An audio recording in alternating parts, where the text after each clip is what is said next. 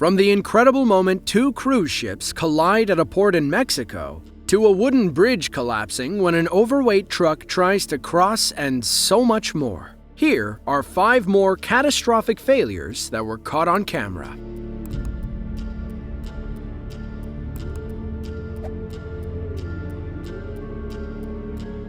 Venezuela's capital city of Caracas is the largest in the country, with 2.2 million people navigating its busy streets. One of the best ways to get around the city is via the Caracas Metro, with 47 operating stations capable of servicing 2 million people per day. In December of 2013, those people had to find another way around town, or at least those using Line 5. 2 cranes on either side of a large pit worked in tandem to move a massive beam. But when the support mechanisms on the far crane sunk into the ground, the entire operation collapsed.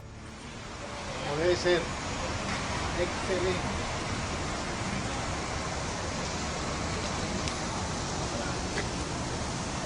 Ahorita sí.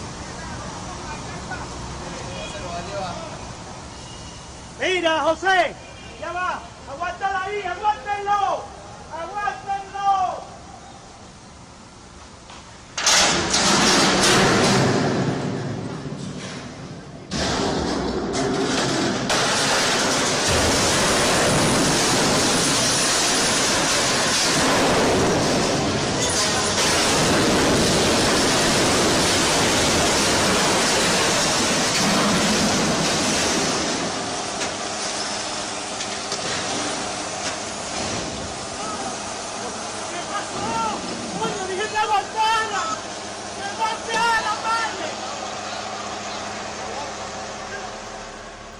Things are pretty quiet at first, but the workers probably know the worst is yet to come. One man cries out, perhaps trying to get someone's attention. Then we hear the crane collapse, and the far side machine comes tumbling down. The first crane takes a chunk out of a nearby building, and the second falls clean into the hole. According to the mayor, the collapsing cranes caused a fuel spill that shut down traffic for several hours. Thankfully, and perhaps even surprisingly, nobody got hurt in the collapse. We just hope that building wasn't someone's home. If you're traveling through northern Brazil, you might find yourself in Amazonas, the largest state in the country. Fun fact, it's the 9th largest subdivision in the world, behind places like Greenland, Alaska, and Western Australia. Most of the state is a tropical jungle, with cities clustered around waterways. Now, navigation isn't easy in Amazonas, as most cities can only be reached by boat or plane. Truck drivers are in for a rude awakening when going from one end to another, especially when they come across old, rickety bridges that they definitely shouldn't cross. Caminhão não, né? Carro pequeno passa. Carro pequeno amarra, né? Devagarinho, né? Mas puxando para a esquerda aqui, né? Pra esquerda amarra, né? Vai tranquilo, né? Vai. Falou, Júnior. Obrigado, hein, cara. Show de bola aí. Bora.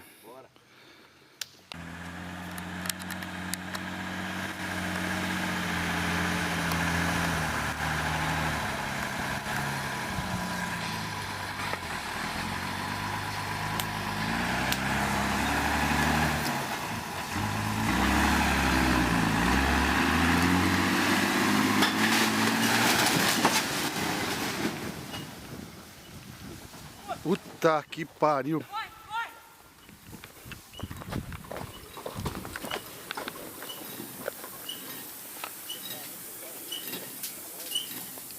Júnior! Ô, Júnior! Você tá bem? Tua saúde aí, tá íntegra aí, cara? Que doideira.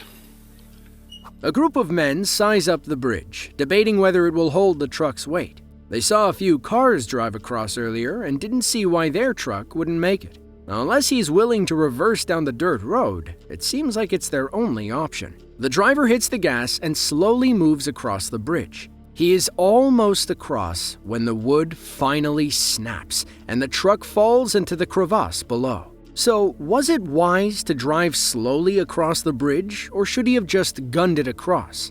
It actually depends on several factors. First and foremost, if you don't trust a bridge, always look for another way around. But if you have to cross, slow and steady is the best option. Going too fast, especially if it's a bumpy bridge, creates more unnecessary force.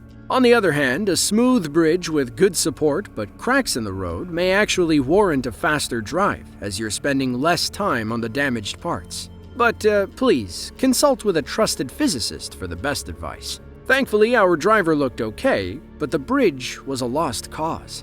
The real question is how they got that truck out of there. Does anyone else feel overcome with anxiety whenever they cross a bridge? If you live in Palm Beach County, Florida, you may have heard enough horror stories to rationalize that fear. On October 21st of 2021, a man drove across the Ocean Avenue Bridge in Lantana, Florida, a small town in Palm Beach County. But as he crosses, the bridge employee closes the gates, preparing to open the bridge for an incoming ship. A biker makes it across in time, but the driver can't go anywhere once the gates come down. He hesitates for a moment, and that brief hesitation could have killed him. What happened next might have been a stroke of dumb luck. The bridge opens and his front tires fall into the narrow opening. Now that he can't go anywhere, he begins to panic and opens the door as if ready to jump out. He gets out of the car, relieved he didn't plummet 40 feet into the water below. Now, this wasn't the first drawbridge accident in 2021 either. In February, a 79-year-old woman lost her life when a different bridge opened with her on it. The operator who opened the bridge in this video said she didn't see the man's car as he crossed. She claims something blocked her view, but she was sorry for scaring the man and for what could have happened. In case you're wondering, she is no longer a drawbridge operator. Cozumel is a tropical island off the Yucatan Peninsula, about 50 miles south of Cancun, Mexico. It's the largest Caribbean island in the country and home to about 100,000 people. It's also a vacation hotspot for tropical tourism, especially those aboard a Carnival cruise. In December of 2019, two Carnival cruise ships, the Carnival Glory and the Carnival Legend, were scheduled to dock at Cozumel to give their passengers a day on solid ground. The Legend was already docked, and the Glory was trying to maneuver around. But strong currents and high winds turned what should have been an easy task into a catastrophic nightmare.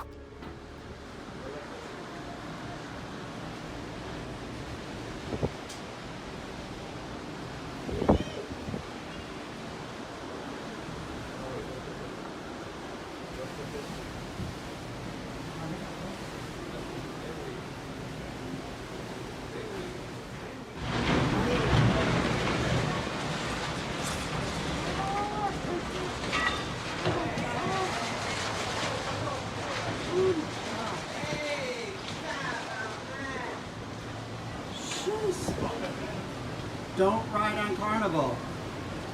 Holy cow.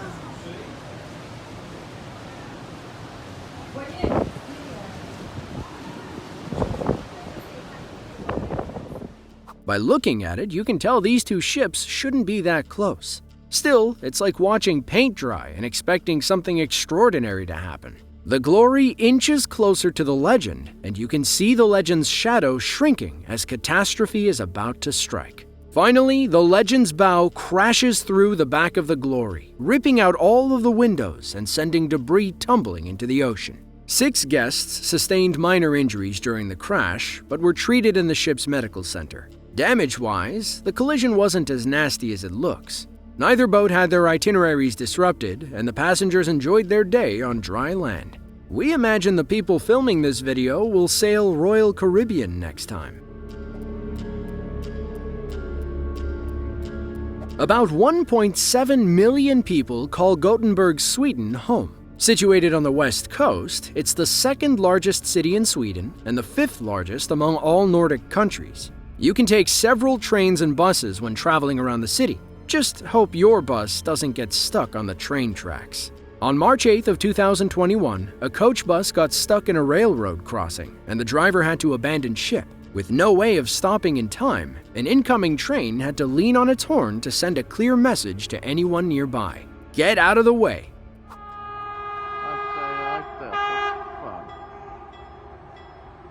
Så ja, nu smäller det, nu smäller det, nu smäller det.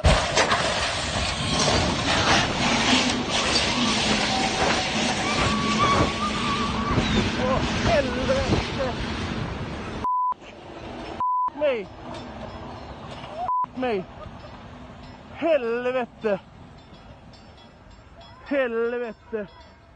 Helvete! Så ja.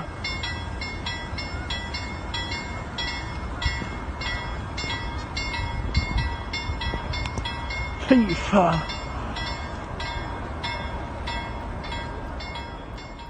The train crashes full speed into the back of the bus, sending it spinning like a top. But the impact causes the train to derail and head straight for our cameraman. Thankfully, he gets out of the way just in time. Once he turns around, all he sees is a long cloud of dust and debris. The brave man behind the camera was Freddie Person. He told reporters that debris flew over his head as he filmed the collision and was waiting at the bus stop when the train crashed. He saw the broken down bus and knew he had to start filming, but he probably didn't expect to capture such a terrifying moment. While the bus was empty, the train had 50 people on it. Thankfully, only 3 suffered minor injuries and were treated at the hospital. Police investigated for foul play, but as of now, they haven't charged anybody with a crime.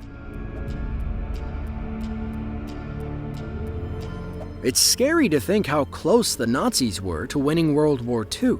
With a little more organization and some rational leadership, we'd probably be living in the Man in the High Castle universe. Thankfully, they shot themselves in the foot whenever given the opportunity. Case in point, the V-2 rocket tests. Now, while the Germans were the first to invent the long-range missile, doing so didn't come without costly collateral damage. During routine launches, the Nazi V-2 rockets either flew off course or exploded on the launch pad. The footage may be old, but it's still fun watching Nazis fail miserably. Not all the launchings were successful, but in the opinion of some experts, it was only a matter of time before they would have crossed the Atlantic. The V-2s were on their way to obliterating London, despite failures such as this.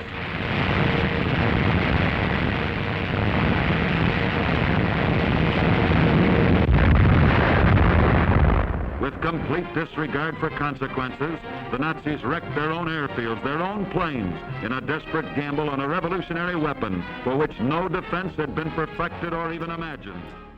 The video starts with a rocket taking off from the launch pad. From the start, you can tell it doesn't seem successful. It wobbles back and forth as it flies into the sky, only to reverse course and plummet back into the ground on the other side of the tree line. The rocket actually lands in a Nazi airfield, destroying several planes. They set up for the next test, but the rocket falls over on its side and blows a crater in the launch pad. The Nazis gave these films the most intense study.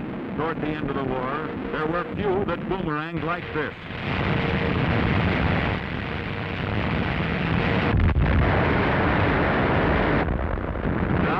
Our own experts are studying these films to protect America against this weapon of terror. The Germans eventually got their V-2 program up and running, launching missiles at Paris and London in 1944. The British government tried to cover the cause of the London explosions, blaming them on defective gas mains. It wasn't until November 10th of 1944 that Churchill admitted London was under attack by German rockets. Sadly, these rockets have come a long way since World War II. If only we put as much effort into solving other world problems. If you want to see another video just like this one, then be sure to click the link on screen now. With that, thanks for watching and be sure to tune in next time.